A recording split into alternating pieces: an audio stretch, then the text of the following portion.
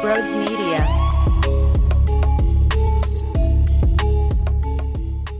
What is going on, everyone? Welcome on into Sports Talk with Brodes. Wow, the orange and the black are making some moves. We see the protection list, so we know what players Seattle can choose from. And the Flyers, by the way, made a big splash by acquiring Ryan Ellis, which is a huge piece to this decor that they were looking for. Ivan Provorov struggled when he had to look over his shoulder, making sure that Shane Gostisbehere wasn't doing too much, making sure that somebody was back when Phil Myers was jumping up into the play. And I like Phil Myers, undrafted 6'5" defenseman who was in that developmental stage, but I always look at it from this angle. If I'm going to think about the ceiling of Phil Myers, the best possible scenario of what he would have grown into, if he's a Ryan Ellis, that's actually probably more than I would think he would be.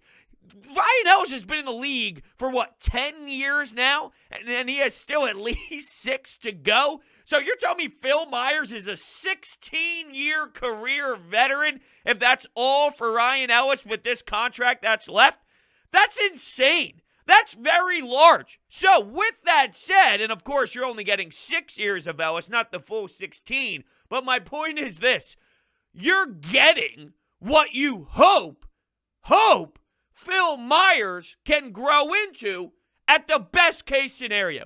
Why would I not take the proven identity over the, he can grow into that? I believe Phil Myers is going to actually be a solid piece in the NHL. But right now, with where the Flyers core is and with where their defensive core is, they don't have the time to wait and groom and develop and grow. They need help on this D-core right now. And you now have an individual who's been a leader in the locker room in Nashville. He wore the A for a reason. And that squad has had a ton of success over the last handful of years and made it to the Stanley Cup Finals for a reason. He is a big piece of that, and especially, I'm not going to tell you that this Flyers locker room is a full-on disaster and the worst thing we've ever seen and everybody hates one another. But at the end of last year, it was clear not everyone was loving it the same way they did when they made that playoff run against the New York Islanders, forcing a Game 7 in the Edmonton bubble. So getting a glue guy, a glue piece who is insanely respected, people will listen when he talks,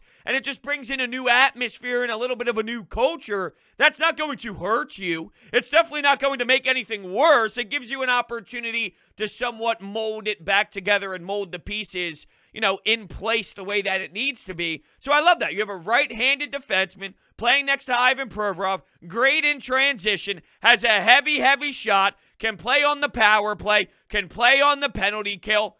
He moves the puck very well, which is the number one key thing for a defenseman. Let's go tape to tape. None of this tape to skate stuff like I did back in my prime. Tape to tape, and let's move up ice. And he solidifies 25 minutes of play. He's going to help out Provorov. That D-core was so gross last season. And it wasn't just the defense, to be clear. There was a reason why Travis Konecny was a healthy scratch, because he was not helping out when he needed to. It was a team defense problem where the forwards would flood the zone early, looking for an outlet pass, looking for maybe a breakaway or cherry picking a little bit. There would be a problem in the D zone. The puck didn't get out. And now because the forward is trying to, expand the ice and stretch the ice out, the other team has an opportunity and they cash in on it.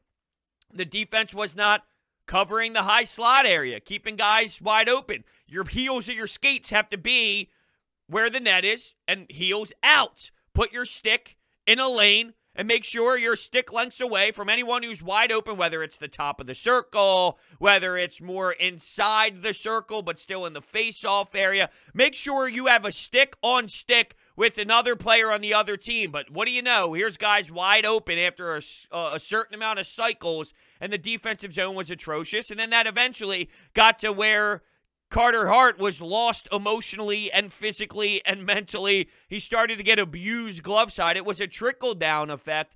Ryan Ellis, I believe, is going to help that out tremendously. 6 years left on the deal. He's 30 years old and $6.25 million cap hit.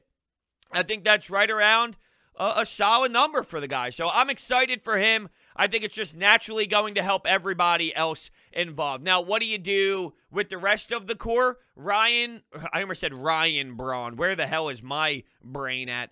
You have Justin Braun, Robert Haig, Shane Gostisbehere available for the expansion draft if Seattle wants to take any of those players. For forwards, it's JVR and Jake Voracek. We thought when Nolan Patrick was shipped out of town that would be JVR's spot where the Flyers are going to protect him. But what they did was they are basically forcing Seattle to take a lesser player. Instead, Nicholas Aube-Kubel was the one that got protected.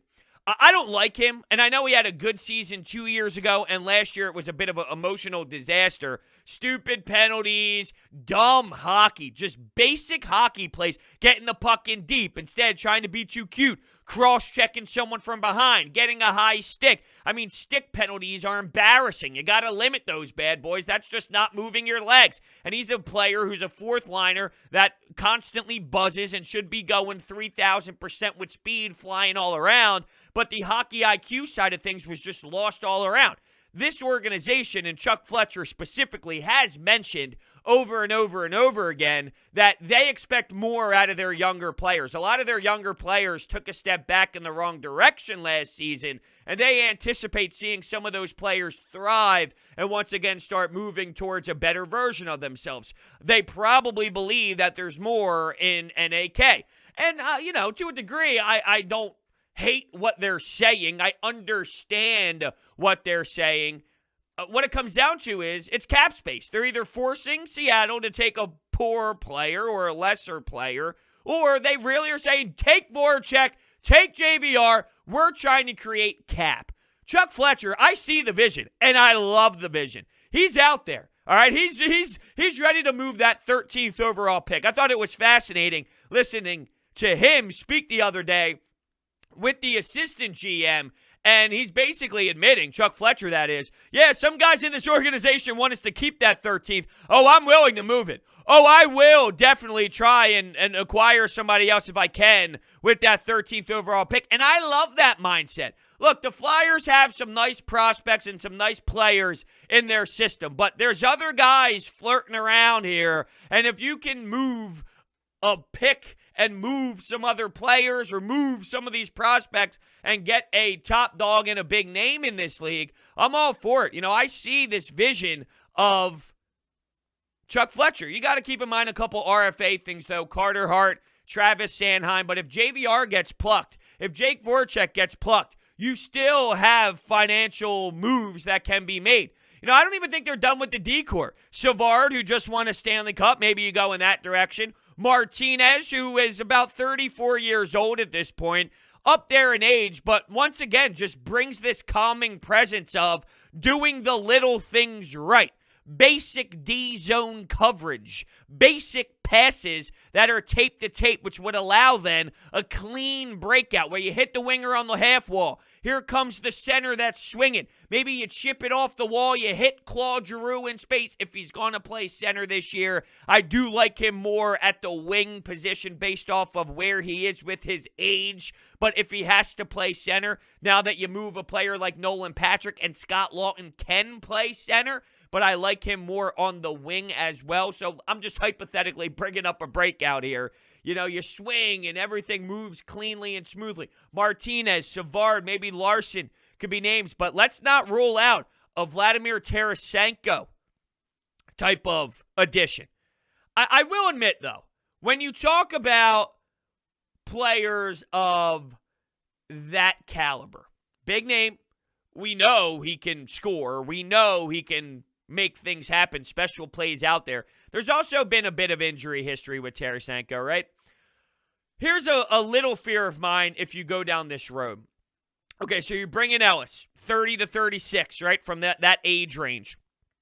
Vladimir Tarasenko, getting close to that 30 mark, albeit not as big of a contract. You're only talking about a couple years, which does matter, right? It does matter. You're not talking about a 6-year window of a guy who's getting beaten down a lot. It's more of a shorter-term type of chance, which I'm willing to take chances on players. But here's my point. Will you now be a team of Claude Giroux, Sean Couturier, Vladimir Tarasenko, Ryan Ellis. You need core guys that are older. That always matters because experience is so beneficial to a team that's willing to make a playoff push.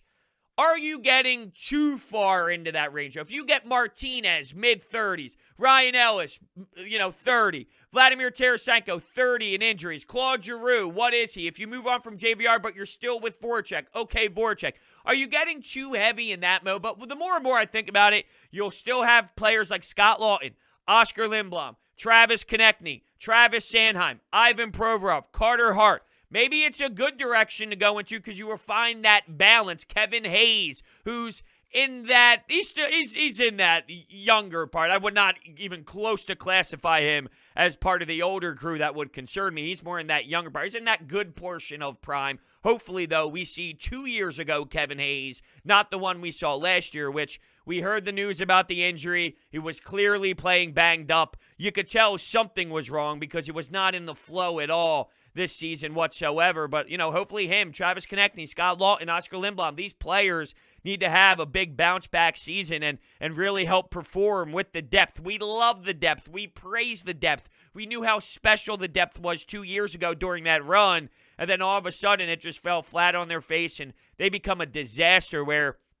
it was truly embarrassing what they were doing in the D zone.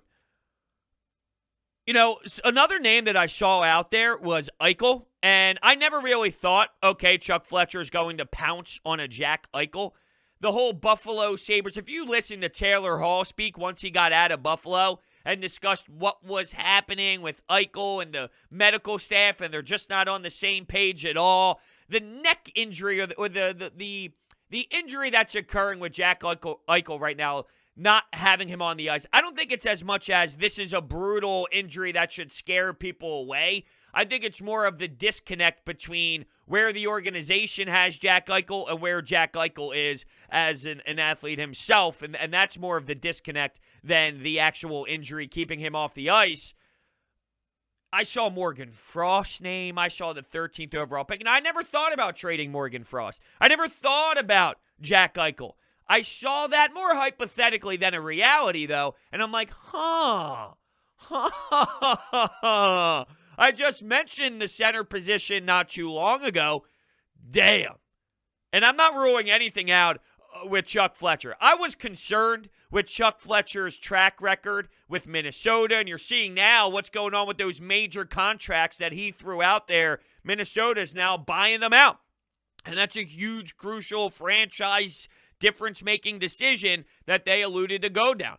With Chuck, though, I'm sensing ballsiness. I'm sensing go-in attitude. I'm sensing let's get this done. Let's make big moves. There's something to this team, and I don't disagree. This team is very up and down this year, that year, this year, that year. Playoffs, no. Playoffs, no. Playoffs, no. Every other, it's something new. But I just watched the Montreal Canadiens, and granted, they couldn't beat the Tampa Bay Lightning. I don't know what team was going to beat the Tampa Bay Lightning. Maybe the Vegas Golden Knights would have been able to throw more firepower out, but I can't discredit what the Montreal Canadiens did. I say this because get in. Get in. This Flyers team is not far from being in the playoffs. They're a couple tweaks away. If they add another defenseman on top of Ellis, and now your top four is Provorov, Ellis, let's say Sanheim, Martinez, Sanheim, Savard, something of that nature, and then you figure out what your bottom six is going to be, you're not in the worst, or your fifth and sixth defenseman, I should say. You're not in the worst spot ever. Let's factor in Cam York as well. And you have Zamula, who's another name that they are intrigued about. I'm not telling you for this season. Maybe Cam York, or I don't know where Zamula falls. I'm talking about more of a general consensus, though, with those two prospects. They're in line to step in rather soon. They're not too extreme far away. That decor, we could be talking about something here that is solidified. And if you solidify that and add a forward depth piece, how far off is this team? They're in the mix. It's not NBA basketball where, you're stuck in mediocre in a mediocre spot, in mediocrity, and you're an 8th seed, and what are you going to do with that? It's hockey. I don't care if you get in as the 7th seed every year, as the 6th seed every year. It's not the NBA where you need LeBron James in the number 1 seed, or you need Steph Curry in the number 2 seed. It really is irrelevant as long as you're a team that competes and can get yourself in. Anything can happen. That's the beauty of hockey. So I don't believe that they're far off at all, and I'm excited for what's next after what we witnessed today. JVR, I thought he had a strong start to the season. Things fell apart for him as the team naturally went down that horrendous slope and went down that slide where they fell off and just did not know how to operate at all. And there was that defeating moment where, if you look at the Phillies last season where they had the second most historic bullpen in MLB history, there was once a time where it snapped in everyone's brain. As soon as you get a lead and you're going to the bullpen in the 6th inning, it's over. We're done. We're screwed, because you've seen it happen so many times. With the Flyers, after a bad pizza delivery right up the middle in the high slot area and the opposing team scored, you knew instantly, it's over. We're done. We're screwed. And it was that feel. Everyone understood, all right, this is happening again, because this is the identity of the Flyers this season. And that has to change. We've heard this franchise stress over and over and over again how many goals they allowed last season. Goals allowed was disgraceful. That's going to be an important part of this team that gets magnified. It won't be this way. It will not be this way. A lot of that stems from Carter Hart. A lot of that stems from what's in front of them. Chuck spoke the other day and also mentioned the goalie prospect in that first round if they were to keep their first overall pick. And this is not... See, the thing is with common hockey fans that aren't as into it as maybe others, they think of Carson Wentz and Jalen Hurts. If you draft a goalie with that 13th overall pick and he falls to you and he's magnificent, well, you have Carter Hart. Why would you need another goalie in the system? Here we go, Carson Wentz. Here we go, Jalen Hurts. It's not even close to the same thing. I'm willing to, it takes time for goalies to grow. That's why it's so bizarre to see Hart in net at age 20. That's not a thing. That's not reality. That's not how the NHL works. It's such a long growing process where you can utilize that pick for a lot of different options. If they do go that route, I'm not saying they are. I believe Chuck Fletcher's already making calls to move that 13th overall pick. I'm fascinated by that statement. They were pretty damn open about it. Yeah, if he's there, we're just going off of our board. If he's the next best player available, we are going to take the next best player available. There's a lot of things you could do with that. You could trade him if he becomes that super special stud, and Carter Hart is still playing at an elite rate at that point, because we're talking about a window of years. If he's thriving where he's at, teams would be willing to make a trade for a top-end potential goaltender who's that young, and you could really bring back some firepower, some prospects, some picks in return that could benefit you. Or maybe he ends up outshining Carter Hart, and then whatever. You move on from there, and you assess what Carter Hart is. There's many options you can go. Hockey's a different sport than the quarterback position and the Philadelphia Eagles spot. After you give them 100 and an X amount of $1 million, and then you draft in the second round instead of help for that individual, you draft his replacement. It's totally different for sure, because of the growing process of being drafted and then when you actually see NHL time and whatnot. Regardless, though, I just thought that was a little interesting. Back to Ryan Ellis, though, there's some awesome stats on him. So the last 6 years, he has 199 points. He can produce offensively as well. Plus, he's a plus 94 with his plus minus since, this continues back to the last 6 years. Plus 94, which is the fourth best with defensemen. Fourth best when you look at defensemen. He's behind Ryan McDonough, Victor Hedman, Zdeno Chara. Fourth best in plus minus in the last 6 seasons. He's on the ice a lot. He plays a ton of minutes. He plays a tough game. Now, he's 5'11". Should that concern anyone that he's 5'11"? No. There are some get-off-my-lawn guys that I could think of off the top of my head that might not like his size. You're giving up on a 6'5" defenseman who can beat up on players because of a 5'11" guy? Yeah, you know what? There's something to be said about what Ryan Ellis has done in this league. He gets overshadowed because of some of the other players in Nashville. You think of Ekholm. You think of Yossi. You think of when PK Subban was there. There's a lot of flashier names that makes an associate captain in Ryan Ellis look somewhat flying under the radar. He's a hell of a player. Is he a perfect player? No, he's not a perfect player. You can't expect, like the most insane shutdown defenseman ever who's just the most perfect brand of hockey. There's going to be mistakes. There's going to be hiccups along the way. But I heard Charlie O'Connor say this on The Fanatic, and I believe that this is a perfect way to say it. You got a better version of Matt Niskanen. You got a better player than Matt Niskanen. I would say Matt Niskanen might be a little bit more defensive-minded than Ryan Ellis is. But just overall, when you think about where these two were in their career, I thought that maybe Matt Niskanen brings a little more intangibles, a little more little things locker room-wise than Ryan Ellis, but that doesn't discredit what Ryan Ellis brings. There's something there with him, and I think he's going to be a huge, huge part of, where this culture was last year and how much he's going to help out with D-zone coverage, transition hockey, power play. This team sucked on the power play. We were crying that we'd rather have 5-on-5 than a peeper. When we see the referee in the orange stripes put his hands up, we're like, no, don't call this. We don't even want it. That's how disgusting it was at times.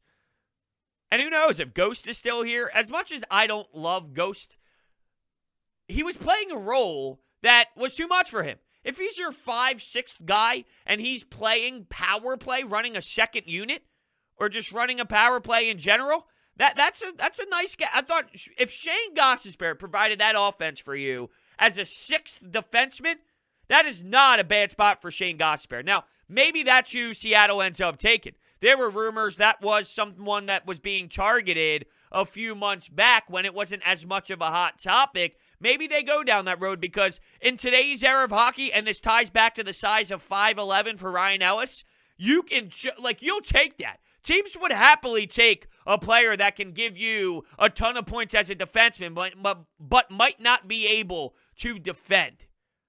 There's teams willing to take flyers on those type of players all the time. And sometimes all you need is 1 year for teams to keep constantly giving you chances. Anthony Duclair is one that comes to mind. What did he do with Ottawa just a little bit of time ago? And now he's, flirting around all these other teams. Well, because when you put up 20 goals in the first half of a damn season, teams would be willing then because they saw that. It's in there. The potential's there. We can grab that out of him. We can make him more consistent. Well, Shane Gostisbehere flying onto the scene the way that he did, I can get that. He can run my power play. Teams will be willing to take that chance, and I believe the Flyers would too if he stays here and ends up being more of a 5th, 6th role instead of a top 4 role, and that would be very crucial for him. It does matter who he's paired up with and whatnot, but just something to look at.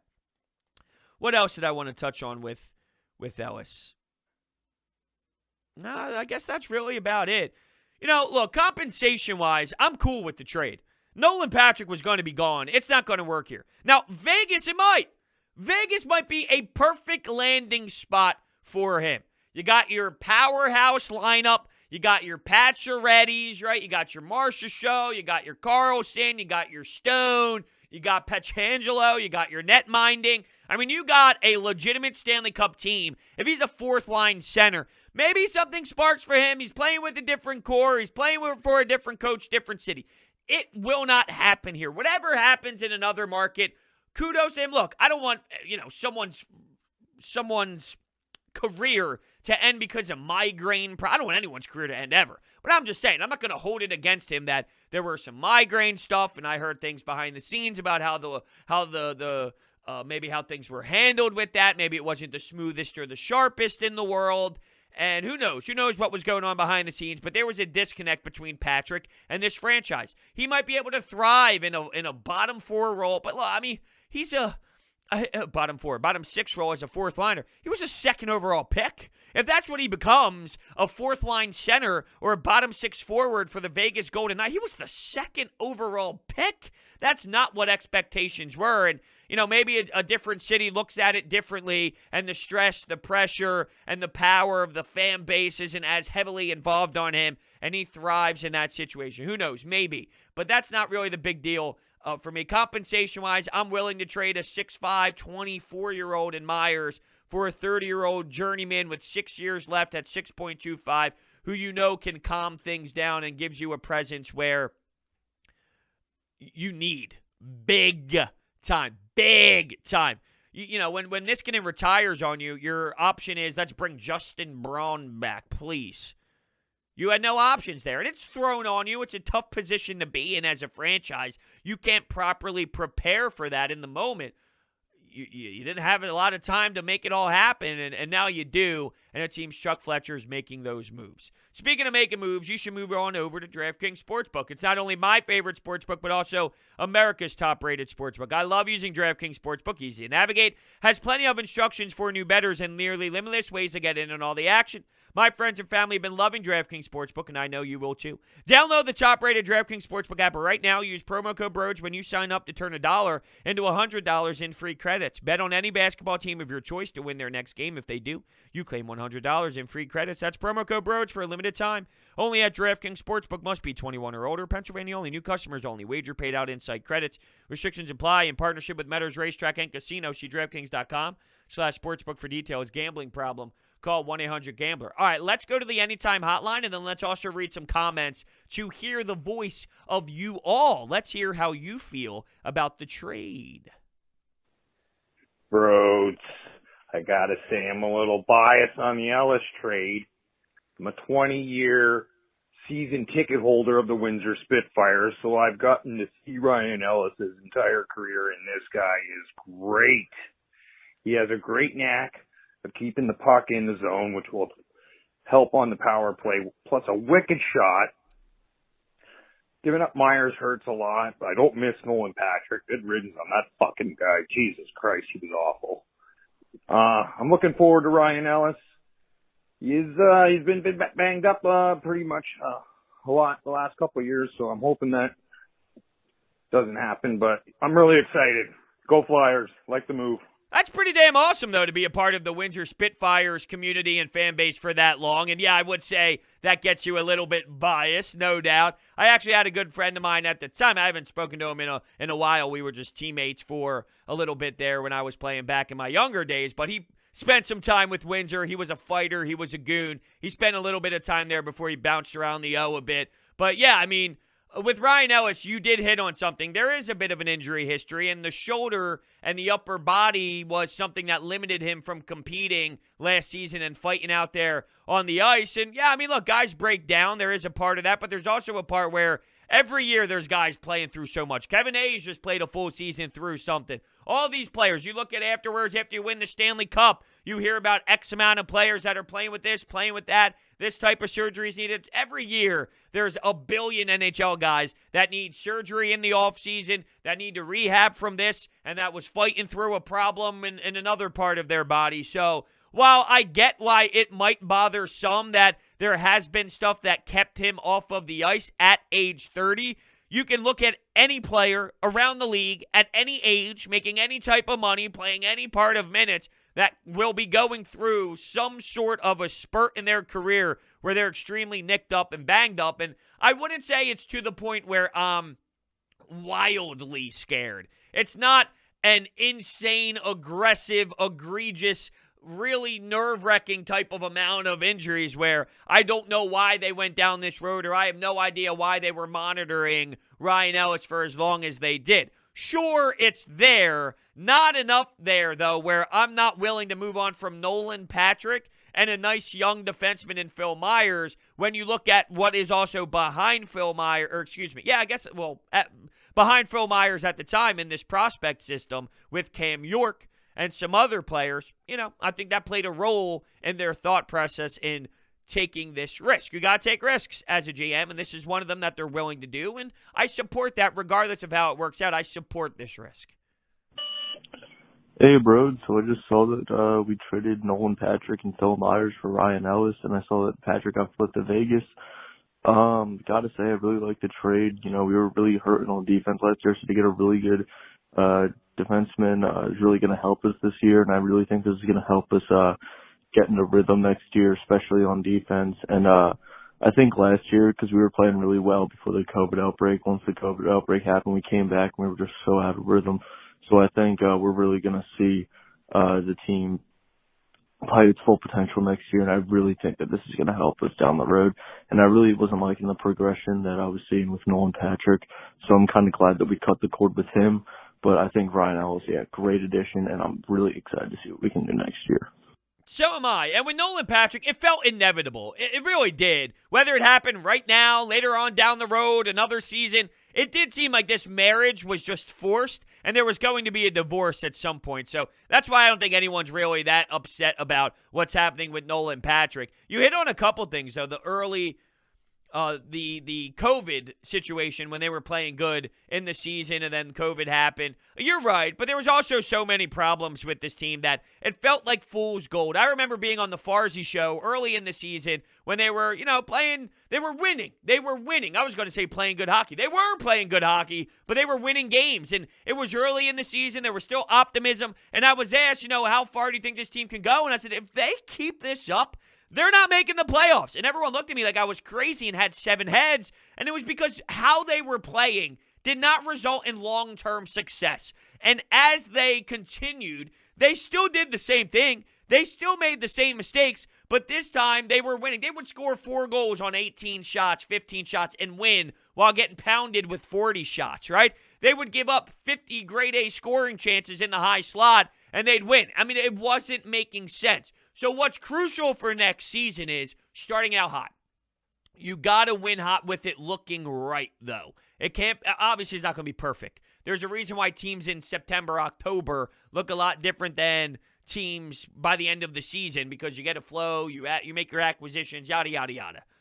But there's been questions around AV, the message with AV, and this new core.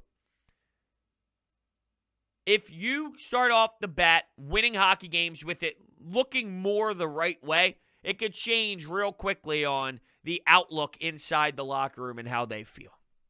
I think that is so damn monstrous for where this organization is. Just a couple quick comments that I'll read off.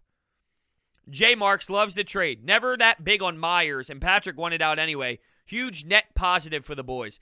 Not being big on Myers, though, is a little weird to me. Phil Myers is going to be a really solid player this week. Undrafted, 6'5", body frame, can work, can move. I think he's going to be awesome. The problem is he's just young, and there's a lot of normal growing pains that are occurring. And with how bad last year was and with how bad the core was, seeing those growing pains happen made it hurt a lot more. Plus, when you're playing with Travis Sanheim, another player who is going to be talented and is in growing pains as well, having both of them out there on the ice at the same time, I think made it, a little bit tougher for both of them as well, compared to Sanheim playing with hypothetically, a Savard.